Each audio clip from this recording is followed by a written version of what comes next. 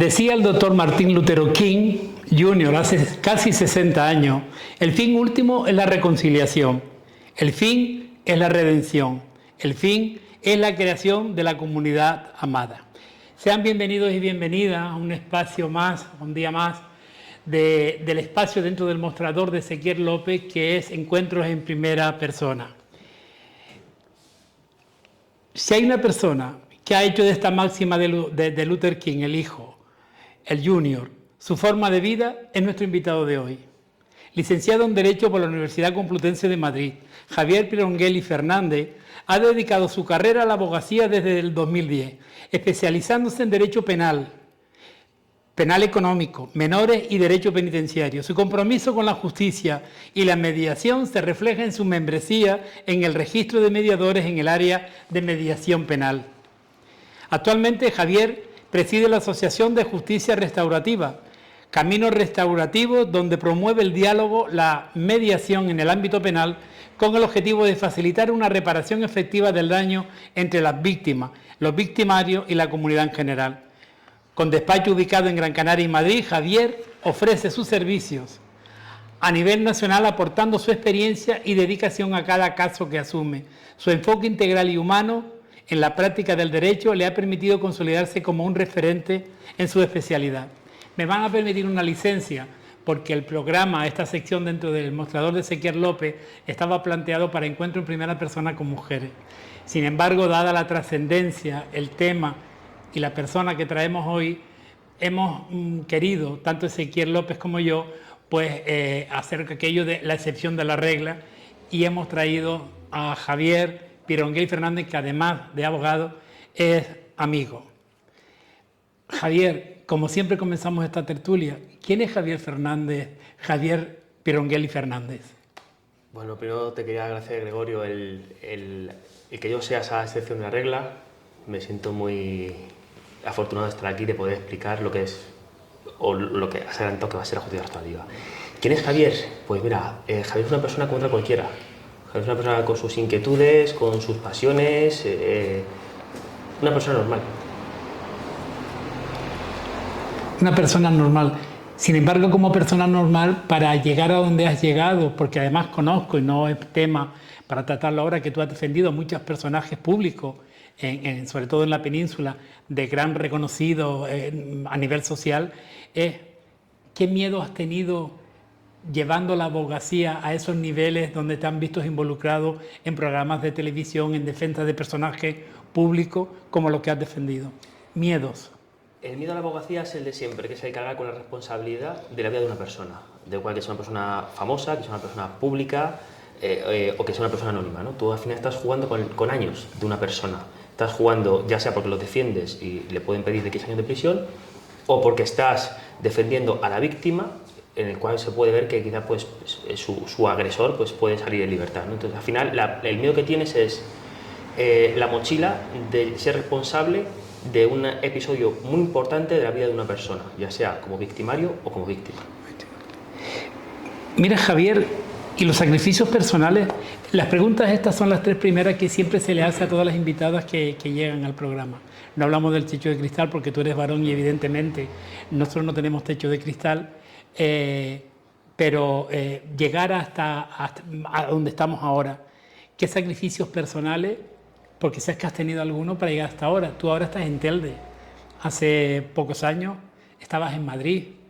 Ahora tienes una esposa que es canaria de Telde y una niña preciosa que se llama Roma, que uno va conociendo pues todos los entresijos de los invitados que traemos, ¿no? ¿Qué ha supuesto el sacrificio para ti, si es que ha supuesto un sacrificio? Sacrificio, no me gusta la palabra sacrificio porque parece que estás dejando algo en detrimento de otra cosa y que es un pesar, ¿no? Yo creo que sacrificio ninguno, es el devenir de la vida y uno va eligiendo sus caminos y va eligiendo tan importante es elegir lo que se quiere como lo que no se quiere. Yo no considero que haya sido ningún sacrificio, ha sido seguir el camino que la vida a uno le va poniendo. Muy bien, de todas maneras, como hablábamos y tú dices que no es sacrificio, pero sí hablamos que normalmente los varones tenemos una suerte por ser varón, de que la sociedad nos abre y nos premia muchísimo mejor, más que a las mujeres. Cuando hablamos de sacrificio hablamos por todo lo que ha pasado, sobre todo ellas, en el devenir de su vida, ¿no? Y yo me gusta que aclares todo esto y que no ha sido ningún sacrificio, sobre todo porque has venido a nuestra tierra y te has sentado aquí, sobre todo aquí en Telde, ¿no? Vamos a entrar al saco de lo que realmente queríamos conocerte y traerte aquí, para entrar de lleno en los caminos restaurativos. ¿Podrías explicar de forma sencilla qué es la justicia restaurativa y en qué se diferencia del enfoque punitivo tradicional? Vamos a intentar hacer una analogía como si fuera un colegio, ¿vale? Nosotros estamos en un colegio y el profesor intenta educar y corregir para que los alumnos no hayan o no hagan ciertas acciones.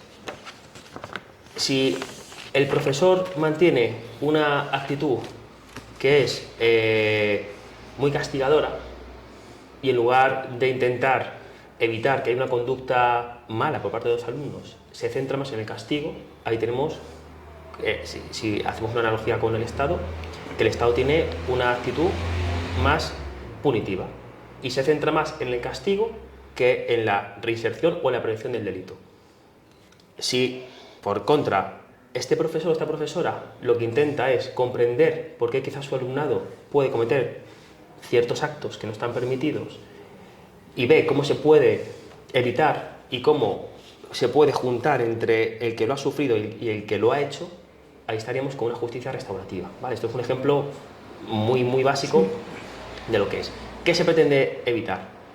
Lo que se pretende evitar es el castigo por castigar, la venganza como tal. Lo que se intenta es conocer el por qué se ha cometido el delito, el poner en un mismo nivel a la víctima con el victimario, porque muchas veces, casi siempre, la víctima tiene un papel muy secundario, y de alguna manera poder devolver a la sociedad eso que hemos quitado, porque todos somos responsables de que una persona cometa un delito en mayor o menor medida como sociedad hablando, ¿no? Entonces la justicia restaurativa pone el foco más en una reeducación y una reinserción con ciertos programas más que en un castigo.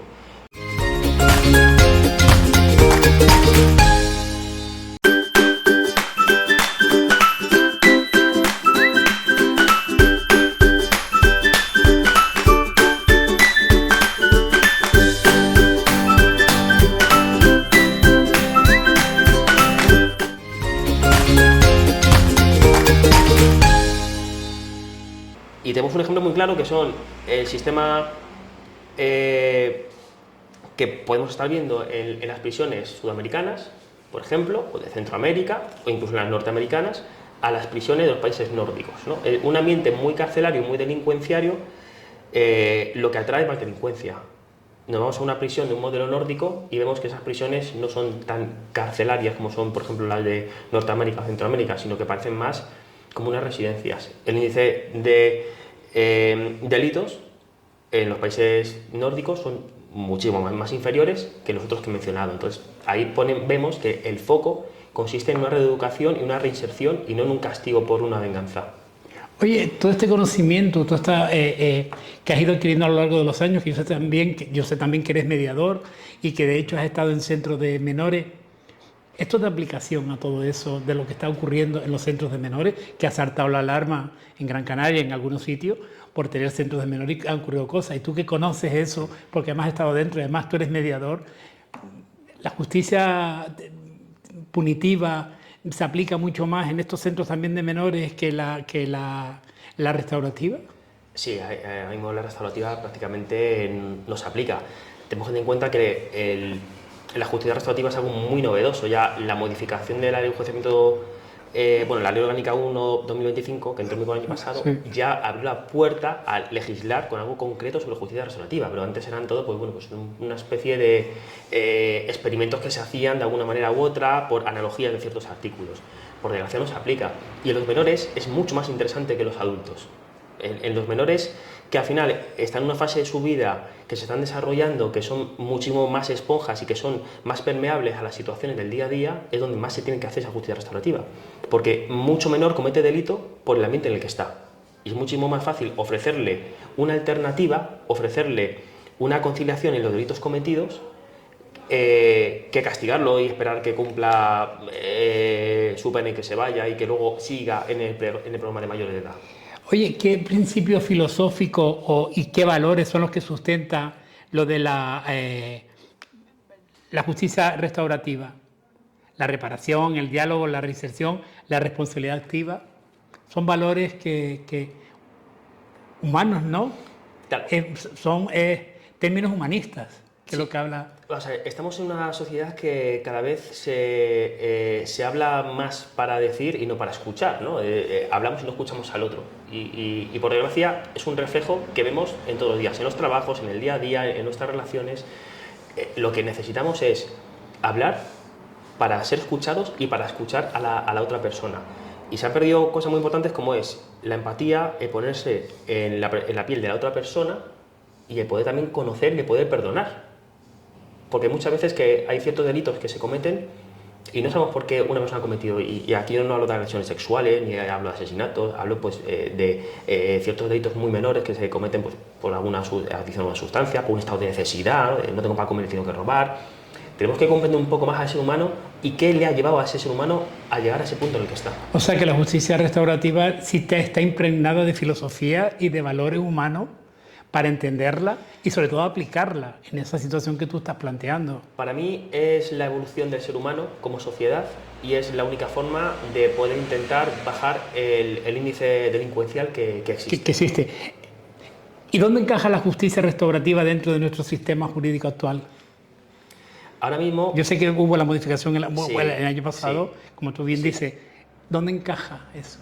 Por un lado lo tenemos en una fase de ejecución de sentencia, vamos a hablarlo dentro de la prisión. Hay programas de justicia restaurativa dentro de las prisiones, ¿no? en los que los internos aprenden, intentan, cuando les es permitido, sentarse con la víctima, porque claro, si la víctima no quiere sentarse, no se tiene por qué sentar, ¿no? Esto es algo voluntario, esto no es una obligación. Entonces tenemos por un lado la parte de la propia prisión y por otro lado está ahora mismo dentro del Código Penal, que ya nos dejan y ya nos permiten hacer ciertas mediaciones. Mira, te voy a poner no en tener que decidir, pero es cuando a alguien le pone en una tesitura de tener que decidir, ¿no? Y te hablo como abogado. ¿Cómo cambia tu papel en un proceso restaurativo frente a un juicio adversarial? ¿Sigues siendo defensor o te conviertes en facilitador? Depende del papel que tenga yo. Si estoy defendiendo a una víctima o estoy defendiendo a un investigado. ¿Qué sucede? Que un juicio tiene tantas variables que por muy inocente que sea una persona, puede salir condenada. Porque estamos en manos de un juez o de 3 jueces, dependiendo del procedimiento, que nos están juzgando. Son personas que se pueden equivocar, que ese día a lo mejor no han cogido bien la esencia de lo que uno ha querido decir. Entonces el juicio tiene una parte que no depende del abogado, por muy bueno que seas, por un informe que hagas muy bueno. La mediación te lleva a una parte en la que sí que puedes, sin ningún tipo de cortapisas, llegar al fondo. Y imaginemos en este proceso restaurativo, ¿cómo se garantiza que la víctima no sea revictimizada durante el proceso restaurativo? Porque, ¿qué protecciones existen? Porque se habla muchas veces, y la víctima, ¿no? La gente que nos está escuchando con respecto, ¿cómo se canaliza todo esto? ¿Qué seguridad se le da a la víctima? Una de las cosas que se intentó mediante el Estatuto de la Víctima el cambiar era que una persona que es una víctima y ha denunciado, que no tenga que declarar, denuncia en comisaría, declaración en instrucción y luego declaración en el juicio, ¿no? Entonces se intentaba de alguna manera, sin contravenir el resto de derechos constitucionales del investigado, que no tuviera que pasar otra vez por lo mismo, ¿no? Y es algo en lo que se está trabajando y se está intentando para que esa persona que narra un episodio muy traumático no tenga constantemente que estar narrándolo. Mira, estamos terminando ya esta entrevista y sí me gustaría saber una cosa con respecto a la comunidad porque me llamó la atención.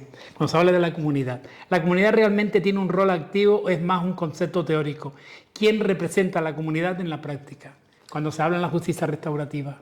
La comunidad es todo. ¿Qué pasa? Que nosotros hemos perdido esa sensación de pertenencia y nos hemos creado o creído, mejor dicho, en un individualismo que es lo que nos trae la muerte a la sociedad, ¿no? La sociedad es la suma de todos y todos tenemos que ser parte. Y todos tenemos que ser conscientes que si una persona a lo mejor ha cometido un delito o un sector ha cometido un delito, ¿por qué lo ha podido cometer? ¿Por qué una persona puede, por poner un ejemplo, desempleada que no tiene comida, que no tiene techo, ¿por qué ocupa una casa? Porque una persona a partir de los 40 años que ya le cuesta más encontrar trabajo, tendrá que hacer alguna cosa, ¿no? Entonces, El problema es que todos pensamos que es bueno o malo y no sabemos o no somos responsables de nosotros como sociedad permitimos quizás o miramos para otro lado, mejor dicho, sobre la situación del día a día de muchas personas. Oye, Javier, es un tema súper interesante. La tele y los medios y el tiempo es lo que hay. A mí me gustaría que estas píldoras de presentación de la justicia restaurativa tuviese continuidad, porque creo que es necesaria que la población conozca todo esto y sobre todo teniendo un especialista aquí en Telde, en nuestro municipio, que nos pueda hablar de todo ello, ¿no?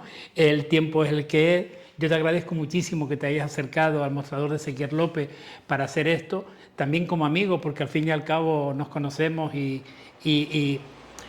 eres de la familia que nosotros elegimos, ¿no? Y me encanta que estés tu despacho en Telde, que sea de este municipio de Telde, porque te consideramos, yo sé que eres de Vallecas, pero tú eres un buen teldense, pero y me gustaría que alguien tomase, que sé que lo van a hacer, tomase esto de la justicia restaurativa y siguiese promocionándolo a través de la televisión, de los radios, de los podcasts, porque creo que es interesante que la ciudadanía tenga que conocer esto, porque nos sanará mucho el alma muchísimas veces y el espíritu. Así que yo te lo agradezco y te dejo para ti si quieres decir algo antes de despedirnos del mostrador, lo que tú quieras. Muchísimas gracias por esta posibilidad y yo cojo ese testigo y además me gustaría hacer un llamamiento sobre todo a las instituciones que son las que tienen esa posibilidad de poder instaurar justicia restaurativa de una forma preventiva en colegios, en centros de menores, en prisiones, que miren un poco más, que intentemos dar un paso como sociedad, que no seamos tan castigadores ni tan punitivos, sino que nos sentemos, que hablemos y que intentamos como sociedad poder forjar pues bueno, un diálogo y evolucionar. Te lo agradezco mucho. Hasta aquí la sección de En Primera Persona con Javier Pirronguelli Fernández y seguimos hablando justicia restaurativa. Muchas gracias.